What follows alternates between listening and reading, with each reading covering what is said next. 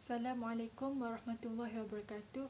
Saya Wan Syafaatul Uzma binti Wan Peksi, nombor matrik 054801 daripada Usuluddin SEM3B. Saya akan membentangkan kertas kerja kajian ilmu tarikat yang bertajuk Pengamalan Tarikat Naqsyabandiyah Khalidiyah. Pengenalan. Istilah tarikat ini berasal daripada perkataan Arab iaitu dari kata terbitan toroko yang bermaksud jalan, cara, kedudukan.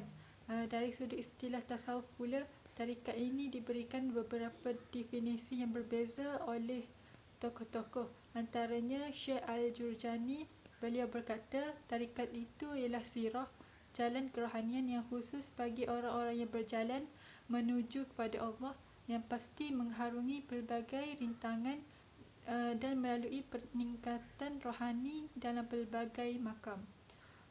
Selain itu, menurut Syekh An-Najd Al-Din Kubra, beliau berkata tarikat itu ialah melakukan takwa dan perkara-perkara yang dapat menghampirkan diri kepada Allah, yang pasti melalui pelbagai rintangan dan pelbagai makam. Begitu juga dengan Maulana Zakaria Al-Kandahlawi, beliau berkata bahawa tarikat itu sama maksudnya dengan Al-Ihsan yang disebutkan dalam hadis Jibril AS yang diriwayatkan oleh Umar bin Al-Khattab. Di dalam sebuah hadis Nabi Muhammad SAW yang bersabda, ihsan itu ialah anda berta'abudi kepada Allah seolah-olah anda melihatnya. Sekiranya anda tidak terasa melihatnya, maka sesungguhnya Allah itu melihat anda.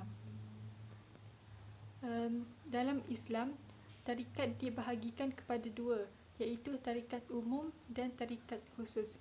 Tarikat umum ialah jalan agama yang asasnya tiga perkara, iaitu Islam, iman dan ihsan. Tarikat khusus pula ialah jalan yang pernah ditanyakan oleh Sayyidina Ali bin Abi Talib kepada Rasulullah SAW. Beliau bertanya kepada Rasulullah bagaimana jalan yang paling dekat untuk sampai kepada Allah dan juga yang paling afdal di sisi Allah. Lalu Rasulullah SAW menjawab, wajiblah ke atas engkau sentiasa berzikrullah secara sir di dalam hati tanpa suara dan secara terang dengan suara. Sejarah Tarikat Naqsyabandiyah Khalidiyah. Tarikat Naqsyabandi telah diasaskan oleh Bahauddin Muhammad bin Muhammad Asy-Syarif Al-Husaini Al-Uwaisi Al-Bukhari dan terkenal dengan panggilan Syah Naqsyabandi. Perkataan Naqsyabandi ini berasal daripada Parsi yang menggabungkan dua perkataan, iaitu Naqsh yang bermaksud lukisan dan Band bermaksud ikatan. Syah bermaksud pemimpin kerohanian yang mana ia dinisbahkan kepada beliau kerana jasa-jasa beliau dalam mendidik anak muridnya dalam ilmu kerohanian. Pada awalnya, tarikat ini bukan bermula dengan nama Naqsyabandi, tetapi ia berubah-ubah mengikut zaman. Bermula pada zaman Sayyidina Abu Bakar sehingga Syekh Abu Yazid Al-Bistami, ia dinamakan dengan Siddiqiyah kerana Sayyidina Abu Bakar merupakan susur galur yang pertama selepas Rasulullah dan pengganti kepada Rasulullah. Selepas itu, daripada Syekh Abu Yazid hingga Syekh Abdul Al-Khalid Al-Guidwani, ia dinamakan dengan Taifuriyah. Seterusnya ia dinamakan Khawajakaniyah yang bermula pada zaman Syekh Abdul Al-Khalid hingga ke zaman Syekh Bahauddin. Dan pada akhirnya pada zaman Syekh Bahauddin hingga zaman Syekh Ubaidullah Al-Ahrar ini barulah ia bermula dengan nama Naqsyabandiyah. Tarikat Naqsyabandiyah ni dibahagikan kepada beberapa cabang. Yang pertama iaitu bermula pada zaman Syekh Ubaidullah Al-Ahrar sehingga kepada Syekh Ahmad Al-Faraki, ia dinamakan dengan An-Naqsyabandiyah Al-Ahrariyah. Kemudian bermula dengan zaman Syekh Ahmad Al-Faruqi hingga Syekh Khalid Al-Kardi Uthmani, ia dinamakan dengan An-Naqsyabandiyah Al-Mujaddidiyah. Kemudian bermula pada zaman Syekh Khalid Al-Kardi Uthmani sehingga ke hari ini, ia dinamakan dengan Naqsyabandiyah Al-Khalidiyah. Sejak daripada itu, tarikat Naqsyabandiyah ni menyebar luas sehingga ke Turki, Parsi, Afghanistan, Mesir dan beberapa daerah Nusantara yang lain termasuklah alam Melayu. Perkembangan tarikat Naqsyabandiyah Khalidiyah di Malaysia ni bermula pada sekitar abad ke-19 yang disebarkan melalui ulama-ulama syarikat Indonesia dan Mekah seperti Syekh Abdul Wahab Babus Salam, yang mana beliau ambil dari silsilah yang bersambung sehingga ke Syekh Khalid Al-Kurdi. Syekh Abdul Wahab Babus Salam ni menghabiskan masa selama 6 tahun di Mekah untuk menuntut pelbagai ilmu agama. Semasa di sana, beliau telah mengambil tarikat Naqsyabandiyah daripada Syekh Sulaiman Al-Zuhdi yang menjadi mursyid tarikat yang berpusat di Jabal Abi Qubais. Dari silsilah Syekh Abdul Wahab, beliau mengambil tarikat ini daripada Syekh Sulaiman Zuhdi yang merupakan anak murid kepada Syekh Sulaiman Al-Qurami. Syekh Sulaiman Al-Qurami pula adalah anak murid kepada Syekh Abdullah Afandi. Kemudian Syekh Abdullah Afandi mengambilnya daripada Syekh Khalid Al-Qardi Uthmani. Oleh demikian, tarikat Naqsyabandiyah yang datang ke Nusantara ini merupakan silsilah daripada Naqsyabandiyah Khalidiyah. Silsilah tarikat Naqsyabandiyah Khalidiyah ia bermula daripada baginda Muhammad SAW dan selanjutnya diteruskan oleh sahabat beliau dan sampai kepada pertalian bawahnya, iaitu bermula dengan Sayyidina Abu Bakar sehingga kepada Syekh Yahya bin Laksamana. Beberapa amalan-amalan dalam tarikat Naqsyabandiyah Khalidiyah. Amalan yang pertama iaitu bai'ah. Tarikat Naqsyabandiyah Khalidiyah ni telah menekankan konsep bai'ah sebagai satu konsep yang wajib bagi seseorang yang ingin bertarikat.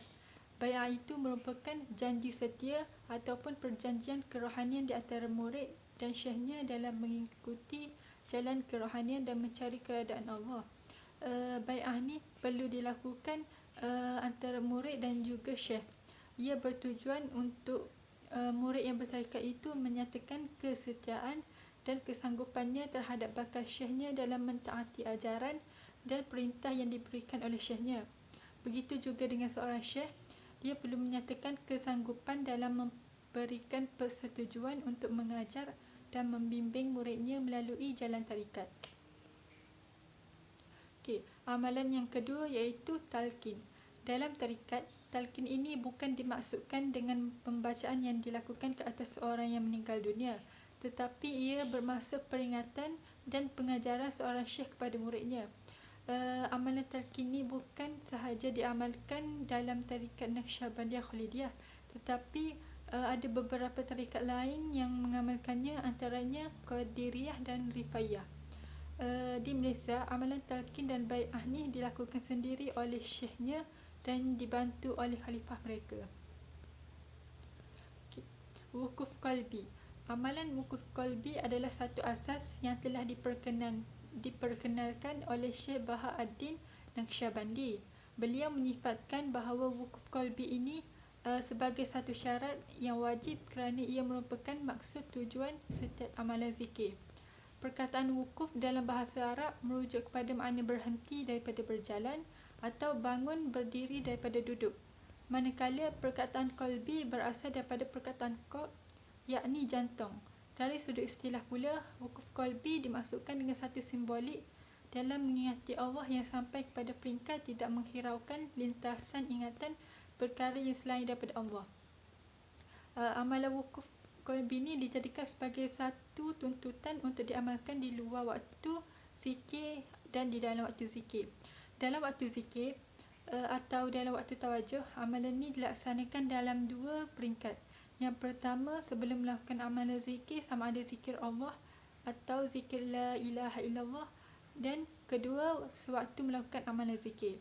Zikir-zikir ini diamalkan supaya dapat mendatangkan kesan terhadap keimanan dan ketakwaan berdasarkan daripada pandangan pemimpin dalam tarikat ini. Menurut Syekh Abdul Qadir Isa, beliau menegaskan sebaik-baik zikir adalah zikir khafi. Sebaik-baik rezeki adalah apa yang mencukupkan mereka mencukupkan kerana zikir khafi boleh sampai kepada ikhlas segera dan lebih cepat boleh diterima. Okay. Amalan yang keempat iaitu tawasul.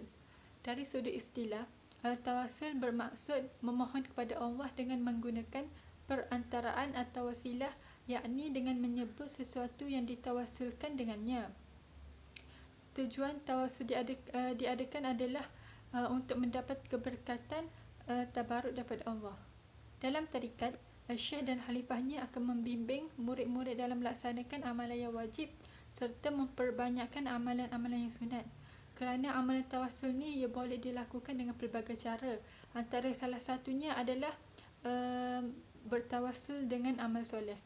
Selain itu, mereka juga menekankan amalan berdoa dan munajat yang lazimnya dilakukan sebelum, semasa dan selepas zikir yang telah ditentukan kepada muridnya setiap hari.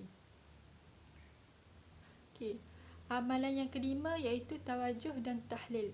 Tawajuh merujuk kepada penumpuan hati kepada nur zat Allah tanpa disebut lafaz, iaitu dengan zikir khafi. Zikir khafi ialah menghadirkan hati kepada Allah dan menyaksikan keesaan zat Allah.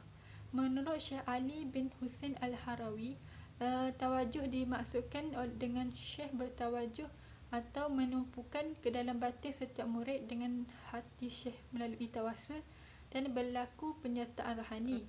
Dengan perantaraan rohani, maka akan terpancarlah cahaya-cahaya dalam hati syekh ke dalam hati muridnya. Okay. Temu bual bersama salah seorang yang mengamalkan tarikat Naqsyabandiyah Khalidiyah. Saya telah menemu ramah seseorang yang mengamalkan tarikat Naqsyabandiyah ni di Terengganu.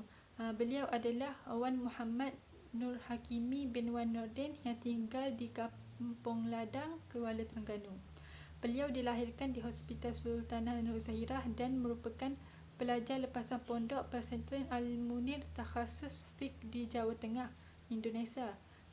Beliau mengamalkan sekarang beliau bekerja sebagai seorang ustaz di Pondok Gombadak. Beliau telah pun mengamalkan tarikat Naqsyabandiyah Khalidiyah ni selama 5 tahun melalui Tuan Guru Ustaz Suhaimi bin Daud sehingga kepada Tuan Guru Syekh Dr. Haji Jahid bin Haji Siddiq. Tuan Guru Syekh Dr. Haji Jahid telah mengambil bai'ah tarikat Naqsyabandiyah Khalidiyah ni di bawah pimpinan almarhum Tuan Guru Imam Haji Ishaq bin Muhammad Arif dan merupakan salah seorang khalifah dan pengganti kepada almarhum Tuan Guru Imam Haji Ishaq.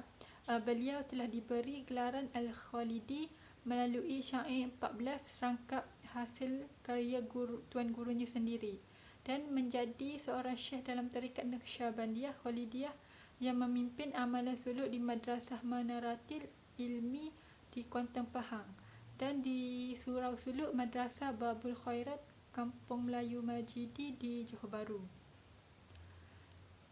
Selain itu, beliau juga memimpin majlis zikrullah atau tawajuh di beberapa tempat di seluruh Malaysia, yang mana salah satunya di Madrasah Tuan Guru Ustaz Suhaimi bin Daud di Dungu, Terengganu.